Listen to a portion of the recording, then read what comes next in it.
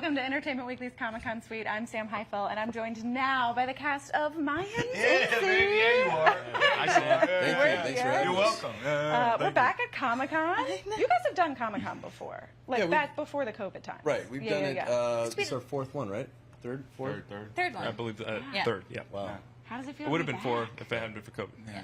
It feels good. You know, I think we're all excited to be back, and, you know, the fans make the show happen. So it's any opportunity we get to thank the fans and meet them, you know, personally, it's just, it's a good time. Yeah. Okay, my first question is very important, which is, what's it been like working with a dog? That dog, her name is Princess. That's her real name. Her stage name is Sally. Sally. Yeah. She's incredible, you know, and funny thing for me was I was in Texas filming, and Elgin called me up and told me about this storyline, and my Pit had just passed, who was 15 years old, and it was just like, it was a gift, you know, because I wasn't there when he passed. I was working, which really bothered me. So every moment I got to share with Sally, I got to tell you, I know Sarah's standing right here, but that's my favorite love interest in the world. Oh, sorry, you're Sorry, so sorry. Well, it's close. wow, It's close. Princess. I've got some Princess, competition. I'm like, we've never had anyone storm out of an interview, but it might happen. We justified. I just got out of the confessions, so I'm still going. We had a massive finale. We basically had like a coup happen, right? What was you all's reactions to reading the finale? I loved it. I loved it because I feel like you really got to see where these characters stood. You know, I mean, so much had gone on these past 3 seasons, and it got to a point where you got to see each man and woman's convictions. And you know, war is imminent. So Easy is in a place where he is taking a stand for the survival of the club, and now it's kind of shifted the relationship with the brothers. You know, before Angel was the one saying, "Are you sure you want to be a part of this? If you're not, get out." Right. And now it's Easy who's saying, "War's happening. If you don't want to be a part of this, get out." So it's doing something strange to this dynamic. And then obviously we got Galindo and Emily, and all that's going to come into play. And it's I loved it. I mean, what do you guys think? Guys, go. I mean, I just felt like the season finale for pretty much all characters involved. It felt like to me like we were all sitting in the chaos we've created over the last 4 years. Like we really have to acknowledge the people we have become, and rather than, you know, a lot of it, maybe a lot of the show has been specifically for my character, running from who you were, hiding from who you were, pretending who you were. And at the last moments, pretty much for every character, like the finality of it all was like, oh my God, this is who I have to be now. Yeah. I have created this. I have to be this person now, and I loved that intent for everyone. Everyone. Yeah, 100%. For me, for my character, I think you know, to see my brother in the inception of the show, to see him, his trajectory. I don't think it was known to my character, but to see where he's at now, it's a scary thing. It's a scary thing to see, like the decisions he's making and the direction he's heading into, and it really, for my culture, this whole subculture, like this is really wants to be involved with. You know? So it's cool. It's a really like thought-provoking a time for my character, and it really like forces him to take a step back and really like view the whole the entire of this whole thing that's going on. It really like forces him to really think about if this is something that he wants to be involved with for the rest of his life. You know? And for Miguel, I think it was, you know, finding him in a convent, you know, bearded, kind of unrecognizable. It's that archetype of having hit rock bottom, lost everything, and plotting his big payback. And I think episode 10 was, you know, people starting to see and Miguel starting to actualize that big payback, like coming back and being like, this is the list I've been thinking about for the last, you know, half a year. And now I'm starting to actualize that. And some big breaks get hit when he finally goes to do something big on his list. And I heard we might be related, if I'm not...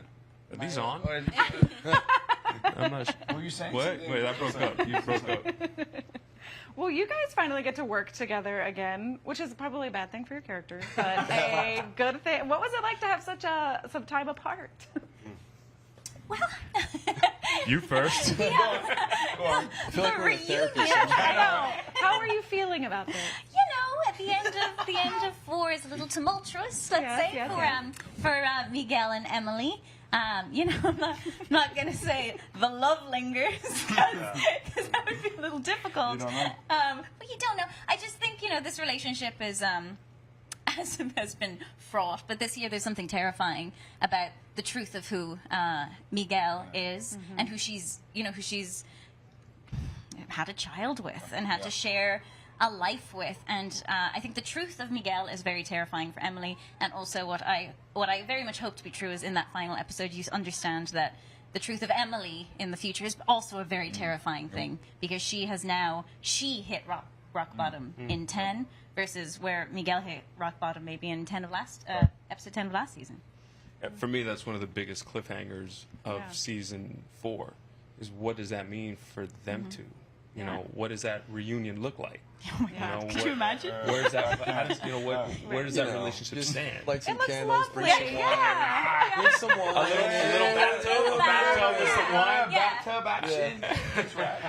Absolutely no drama, I'm sure. Zero. Yeah. But speaking of, I don't know how much you guys know about where stories are going. So let's frame it as, what would you like to see next season? Can I answer this? Please don't. You want to say it into camera 1? Please don't. We had already Come on. kind of talked about this. What I want to see is I want to see this brotherhood be even stronger than you've seen in the past, and I would like to see any new coming brothers murdered at the sight of knowing anything. Wow, murdered. Wow. Wow. I have a family, dude. That's all right, man. Just rekindled. I mean, what? Don't worry, Danny. I don't I'm a like that producer. new stuff. I'm a We don't producer, like Danny. Don't worry. We I don't got like you. that new stuff, all right? All right? Hold on, let me call my wife and we won't make any big purchases. Look for your new job. Next. Wait, Easy is my son's uncle, Wow.